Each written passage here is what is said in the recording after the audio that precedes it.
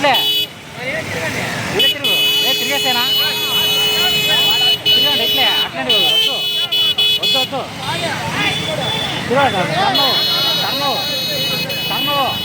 ప్రధానమంత్రిగా నరేంద్ర మోదీ గారు ముచ్చటగా మూడోసారి ప్రమాణ స్వీకారం చేయించిన శుభ సందర్భంగా రాయదుర్గం నియోజకవర్గంలోని బీజేపీ కార్యకర్తలు మరియు టీడీపీ జనసేన పార్టీ కార్యకర్తలందరూ కలిసి బైక్ ర్యాలీ నిర్వహించుకొని టపాసులు పేల్చి స్వీట్స్ పంచుకొని అందరూ కూడా సంబరాలు జరుపుకోవటమైనది.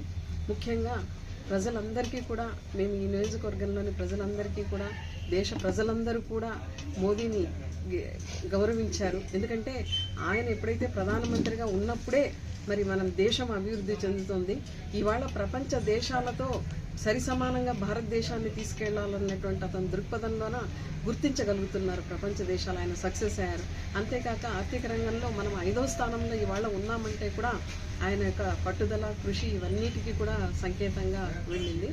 అంతేకాకుండా ఇవాళ పేదలకైతేనేమి, మధ్యతరగతి వర్గాలకైతేనేమి, బలహీన వర్గాలకైతేనేమి అన్ని రకాలుగా ఆయన చేపట్టిన సంక్షేమ కార్యక్రమాలు, అలానే రామమందిర నిర్మాణం 500 సంవత్సరాల నుంచి దాని చర్యలు చేపట్టినటువంటి పరిస్థితుల్లో ఇవాళ మోదీ గారు ప్రధానమంత్రి అయిన తర్వాత రామ మందిరం అనేది రాముడిని తీసుకొచ్చి అయోధ్యలో ప్రతిష్ఠించడం అనేది